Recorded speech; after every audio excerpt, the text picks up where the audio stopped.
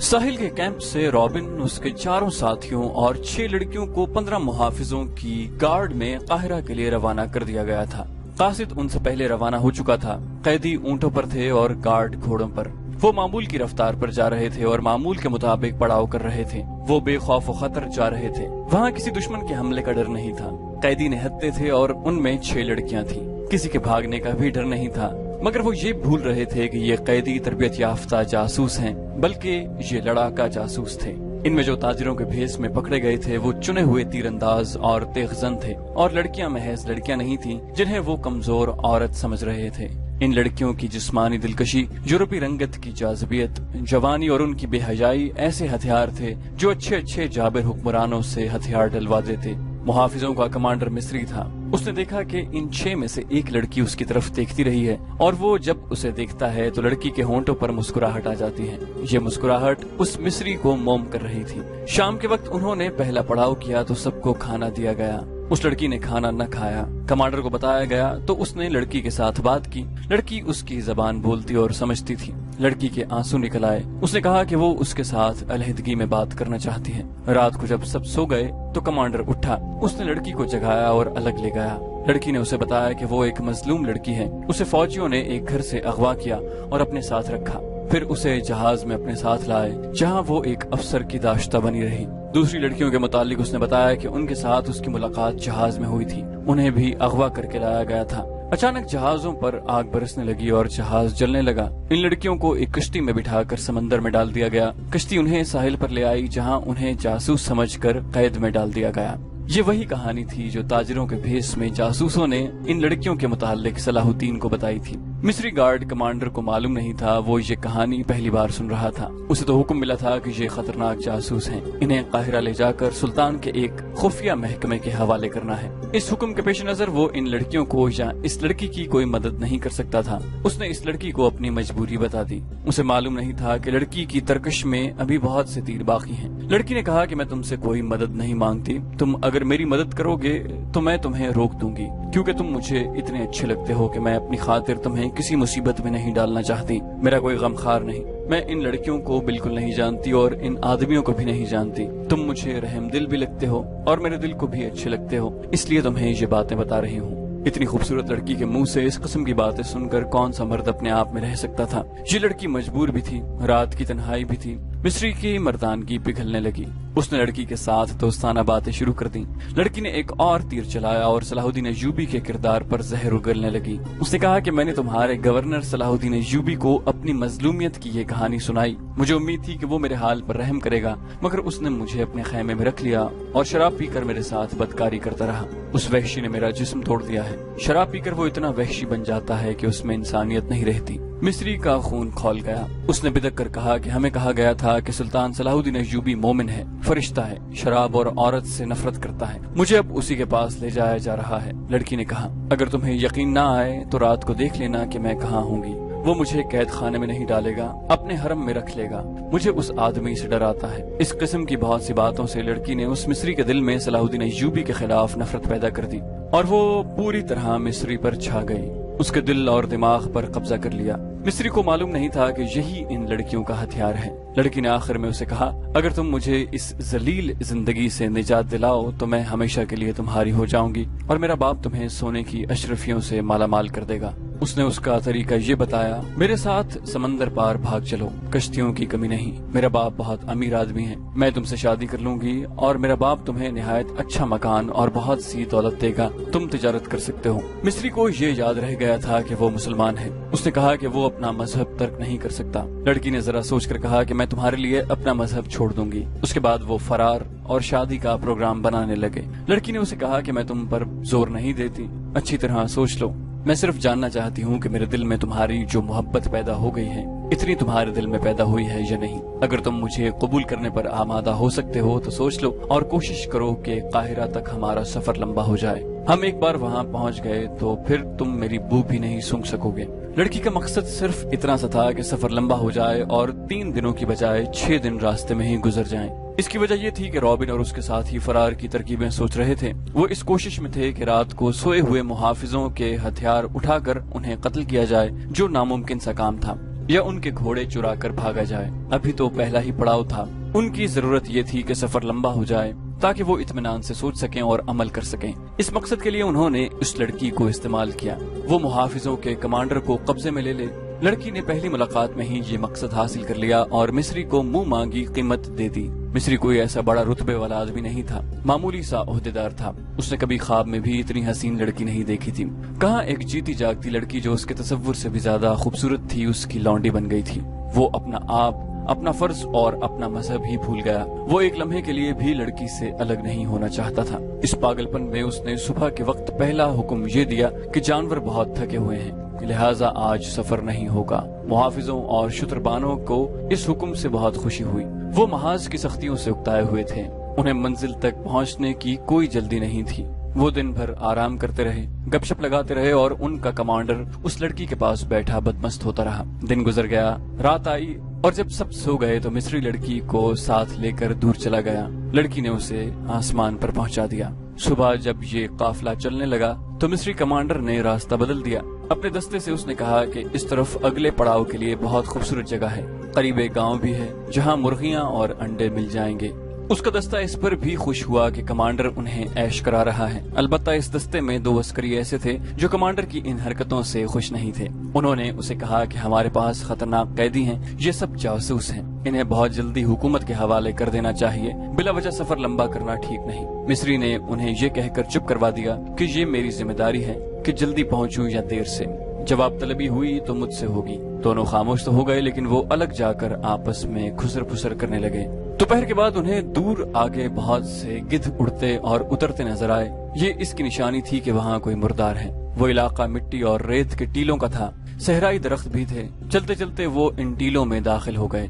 रास्ता ऊपर होता गया और एक बुलंद जगह से उन्हें एक मैदान नजर आया जहाँ गिद्धों के गौल उतरते हुए शोर बर्पा कर रहे थे। जरा और आगे गए तो नजर आया कि ये लाशें हैं। बदबू भी थी। ये उन सूडानियों की लाशें थीं जो बहिरे रूम के साहिल पर मुकीम सलाहुद्दीन की फौज पर हमला करने चले थे। सुल्तान अयूबी के जांबाज सवारों ने रातों को उनके अकबी हिस्से पर हमला करके ये कश्तो खून किया और सूडानी फौज को तितर बितर कर दिया। यहाँ से आगे मीलों वसत में लाशें बिखरी हुई थीं। सूडानियों को अपनी लाशें उठाने की मोहलत नहीं मिली थी। कैदियों और मुहाफिजों का काफिला चलता रहा और जरा सा रुख बदल कर लाशों और गिद्धों से हट गया। काफिला जब वहाँ से गुजर रहा था तो उन्होंने देखा कि लाशों के इर्द गिर्द उनके हथियार भी बिखरे हुए थे। उनमें कमाने और तरकश थे, बर्छियां, तलवारें और ढालें भी थीं। कैदियों ने ये हथियार देख लिए। उन्होंने आपस में बातें की और रॉबिन ने उस लड़की से कुछ कहा जिसने मिस्री कमांडर पर कब्जा कर रखा था। लाशें और हथियार दूर दूर तक फैले हुए थे। दाएं तरफ टीलों के करीब सरसब्ज जगह थी। पानी भी नजर आ रहा था। सब्जा टीलों के ऊपर तक गया हुआ था। लड़की ने कमांडर को इशारा किया तो वो उसके करीब चला गया। लड़की ने कहा कि ये जगह बहुत अच्छी है, यहीं रुक जाते हैं। मिस्री ने काफिले का रुख फेर दिया और सरसब्ज टीले के करीब पानी के चश्मे पर जा रुका। रात यहीं बसर करनी थी। सब घोड़ों और ऊंटों से उतरे। जानवर पानी पर टूट पड़े। रात गुजारने के लिए अच्छी जगह देखी जाने लगी। 2 टीलों के दरमियान जगह कुशादा भी थी और वहाँ सब्जा भी था। यही जगह मुंतखब कर ली गई। जब रात का अंधेरा गहरा हुआ तो सब सो गए। मिस्री जाग रहा था और लड़की भी जाग रही थी। उस रात उसे खास तौर पर जागना और मिस्री कमांडर को पूरी तरह मदहोश करना था।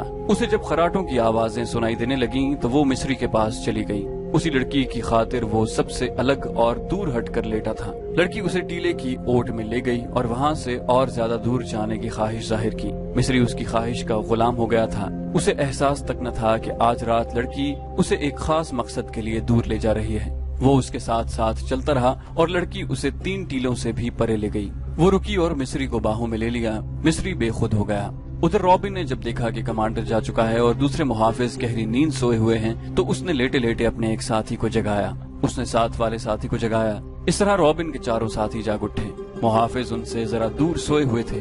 मिस्री कमांडर को लड़की ने इतना बेपरवाह कर दिया था कि रात को वो संतरी खड़ा नहीं करता था। पहले रॉबिन पेट के बल रेंगता मुहाफिजों से दूर चला गया। उसके बाद उसके चारों साथी भी चले गए। टीले की ओट में होकर वो तेज तेज चलने लगे और लाशों तक पहुंच गए। टटोल कर उन्होंने 3 कमाने और तरकश उठाए और एक एक बर्ची उठा ली। इसी मकसद के लिए उन्होंने लड़की से कहा था कि वो कमांडर से कहे कि यहाँ पड़ाव किया जाए। वो हथियार लेकर वापस हुए। अब वो इकट्ठे थे। वो सोए हुए मुहाफिजों के करीब जा खड़े हुए। रॉबिन ने एक मुहाफिज के सीने में बर्छी मारने के लिए बर्छी जरा ऊपर उठाई। बाकी 4 भी एक मुहाफिज के सर पर खड़े थे। ये निहायत कामयाब चाल थी। वो बैक वक्त चारों मुहाफिजों को खत्म कर सकते थे और बाकी 11 के संभलने तक उन्हें भी खत्म करना मुश्किल नहीं था। पीछे 3 शुतरबान थे और मिस्री कमांडर वो आसान शिकार थे। रॉबिन ने जो ही बर्छी ऊपर उठाई, सन्नाटा सा सुनाई दिया और एक तीर रॉबिन के सीने में उतर गया। उसके साथ ही एक तीर रॉबिन के एक साथी के सीने में लगा। वो डोले।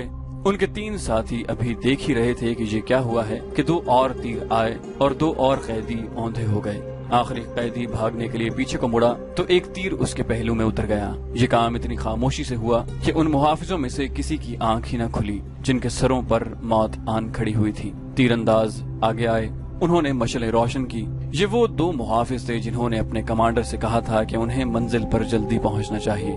वो दयानतदार थे। वो सोए हुए थे। जब चारों कैदी उनके करीब से गुजरे तो उनमें से एक की आंख खुली। उसने अपने साथी को जगाया और कैदियों के ताक़ुब में दबे पांव चले गए। उन्होंने ये इरादा किया था कि अगर कैदियों ने भागने की कोशिश की तो उन्हें तीरों से खत्म कर देंगे, मगर इससे पहले वो देखना चाहते थे कि ये क्या करते हैं। अंधेरे में उन्होंने जो कुछ नजर आता था वो देखते रहे। कैदी हथियार उठाकर वापस आए तो दोनों मुहाफिज आकर टीले के साथ छुप कर बैठ गए।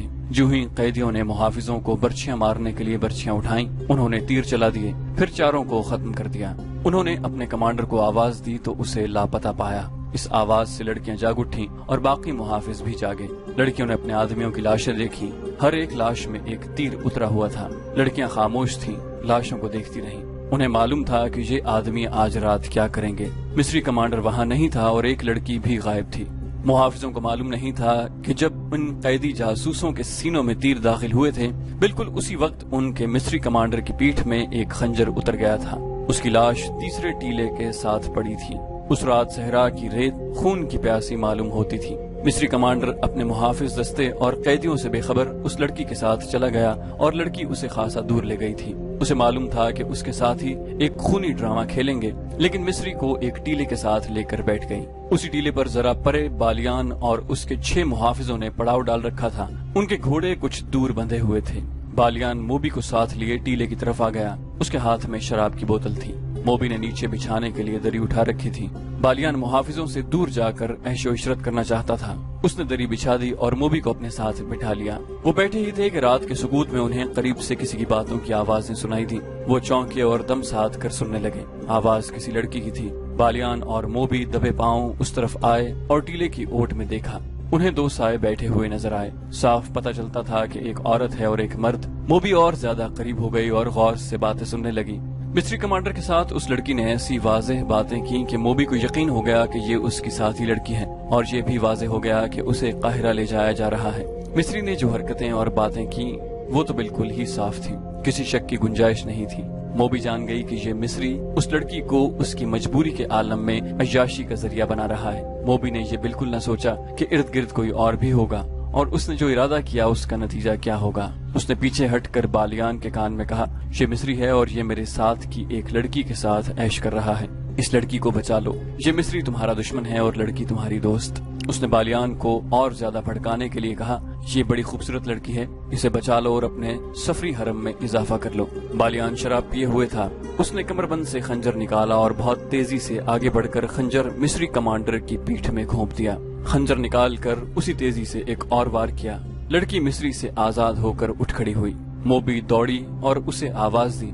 वो दौड़कर मोबी से लिपट गई। मोबी ने उससे पूछा कि दूसरी कहाँ है। उसने रॉबिन और दूसरे साथियों के मुतालिक भी बता दिया, और ये भी कि वो 15 मुहाफिजों के पहरे में है। बालियान दौड़ता गया और अपने 6 साथियों को बुला लाया। उनके पास कमाने और दूसरे हथियार थे। इतने में कैदियों के मुहाफिजों में से एक अपने मिस्री कमांडर को आवाजें देता इधर आया। बालियान के एक साथी ने तीर चलाया और उस मुहाफिज को खत्म कर दिया। वो लड़की उन्हें अपनी जगह ले जाने के लिए आगे आगे चल पड़ी। बालियान को आखिरी टीले के पीछे रोशनी नजर आई। उसने टीले की ओट में जाकर देखा, वहाँ बड़ी बड़ी 2 मशलें जल रही थीं। उनके डंडे जमीन में गड़े हुए थे। उनके ऊपर वाले सरों पर तेल में भीगे हुए कपड़े लिपटे हुए थे जो जल रहे थे। बालियान अपने साथियों के साथ अंधेरे में था। उसे रोशनी में 5 लड़कियां अलग खड़ी नजर आ रही थीं और मुहाफिज भी दिखाई दे रहे थे। उनके दरमियान 5 लाशें पड़ी थीं जिनमें तीर उतरे हुए थे। मोबी और दूसरी लड़की की सिसकियां निकलने लगीं। मोबी के उकसाने पर बालियान ने अपने साथियों से कहा कि ये तुम्हारा शिकार है, तीरों से खत्म कर दो। उनकी तादाद अब 14 थी। ये उनकी बदकिस्मती थी कि वो रोशनी में थे। बालियान के साथियों ने कमानों में तीर डाले। तमाम तीर एक ही बार कमानों से निकले। दूसरे ही लम्हे कमानों में 6 और तीर आ चुके थे। ایک ہی بار قیدیوں کے 6 محافظ ختم ہو گئے، باقی ابھی سمجھ ہی نہ سکے کہ یہ تیر کہاں سے آئے ہیں۔ 6 اور تیروں نے 6 اور محافظوں کو گرا دیا، باقی 2 رہ گئے۔ ان میں سے ایک اندھیرے میں غائب ہو گیا، دوسرا ذرا سست نکلا اور وہ بھی سوڈانیوں کے بیک وقت 3 تیروں کا شکار ہو گیا۔ 3 شتربان رہ گئے تھے جو سامنے نہیں تھے، وہ اندھیرے میں کہیں ادھر ادھر ہو گئے تھے۔ مشلوں کی روشنی میں اب لاشیں ہی لاشیں نظر آ رہی تھی، ہر لاش ایک ایک تیر لیے ہوئے تھی اور ایک میں 3 تیر پیوست تھے۔ موبی دوڑ کر لڑکیوں سے ملی، اتنے میں انہیں ایک گھوڑے کے سرپٹ دوڑنے کی آوازیں سنائی دیں جو دور نکل گئیں۔ بالیان نے کہا یہاں رکنا ٹھیک نہیں، ان میں سے ایک بچ کر نکل گیا ہے، وہ قاہرہ کی سمت گیا ہے، فوراً جہاں سے نکلو۔ انہوں نے محافظوں کے گھوڑے کھولے اور اپنی جگہ گئے، وہاں جا کر دیکھا کہ ایک گھوڑا بمازین غائب تھا، اسے بچ کر نکل جانے والا محافظ لے گیا تھا۔ وہ اپنے گھوڑوں تک نہیں جا سکا تھا، چھپ کر ادھر چلا گیا جہاں اسے 8 گھوڑے بندھے نظر آئے، زینے پاس ہی پڑی تھیں۔ اس نے ایک گھوڑے پر زین کسی اور بھاگ نکلا۔ بالیان نے 14 گھوڑوں پر زینے کسوائیں، سامان 2 گھوڑوں پر لادا، باقی گھوڑے ساتھ لیے اور روانہ ہو گئے۔ لڑکیوں نے موبی کو بتایا کہ ان پر کیا بیتی ہے اور انہیں کہاں لے جایا جا رہا تھا۔ انہوں نے یہ بھی بتایا کہ رابن اور اس کے ساتھی لاشوں کے ہتھیار اٹھانے گئے تھے، مگر معلوم نہیں کہ وہ کس طرح مارے گئے۔ موبی نے کہا کہ ایوبی کے کیمپ میں میری اور رابن کی ملاقات اچانک ہو گئی تھی۔ اس نے کہا تھا کہ مجھے یوں نظر آ رہا ہے کہ یسوع مسیح کو ہماری کامیابی منظور ہے، ورنہ ہم اس طرح خلاف توقع نہ ملتے۔ آج ہماری ملاقات بالکل خلاف توقع ہو گئی ہے، لیکن میں یہ نہیں کہوں گی کہ یسوع مسیح کو ہماری کامیابی منظور ہے۔ خدا یسوع مسیح ہم سے ناراض معلوم ہوتا ہے۔ ہم نے جس کام میں ہاتھ ڈالا وہ چوپٹ ہوا۔ بحیرہ روم میں ہماری فوج کو شکست ہوئی اور مصر میں ہماری دوست سوڈانی فوج کو شکست ہوئی۔ ادھر رابن اور کرسٹوفر جیسے دلیر اور قابل آدمی اور ان کے اتنے اچھے ساتھی مارے گئے، معلوم نہیں ہمارا انجام کیا ہوگا۔ ہمارے جیتے جی تمہیں کوئی ہاتھ نہیں لگا سکتا۔ بالیان نے کہا میرے شیروں کا کمال تم نے دیکھ لیا ہے،